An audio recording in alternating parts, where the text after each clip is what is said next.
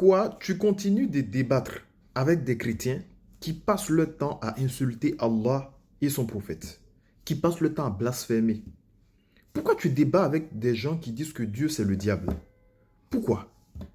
Subhanallah, frère, ils ne cherchent pas à comprendre. Vous savez c'est quoi leur objectif?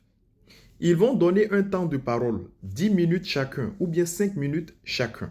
Parce qu'ils ont des textes qu'ils ont appris et qu'ils vont réciter. Leur objectif, ce n'est pas de comprendre ces textes. Leur objectif, vous savez c'est quoi? C'est de couper leur intervention pour dire oui, j'ai débattu avec lui. Et de partager cela en laissant penser que tu n'as pas répondu ou bien en laissant penser qu'ils ont gagné le débat. Et ça, c'est la perversité, c'est des malhonnêtes.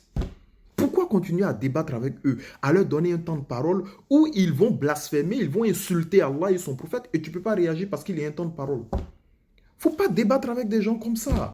Nous sommes dans la sourate 6, le verset 68. Allah subhanahu wa ta'ala nous dit: lorsque tu vois ceux qui dénigrent nos versets, évite de te mêler à eux, à moins qu'ils ne changent de sujet.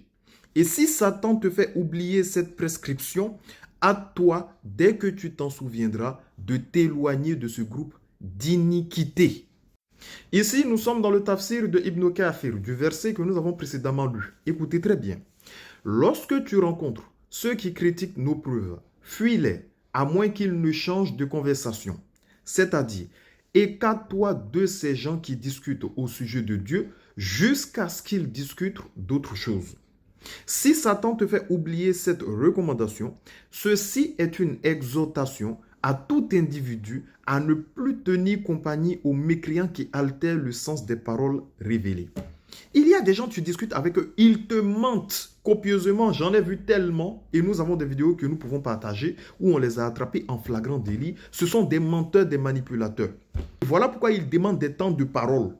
Parce qu'ils ont des textes qu'ils vont lire, des textes qu'ils ont appris du par cœur, du copier-coller. Ils vont débiter des inepties pendant 10 minutes, 5 minutes. Et après, ils vont juste couper cette partie-là pour partager. Après, chacun fait ce qu'il veut. Mais en islam, c'est clair. L'interreligieux, c'est important.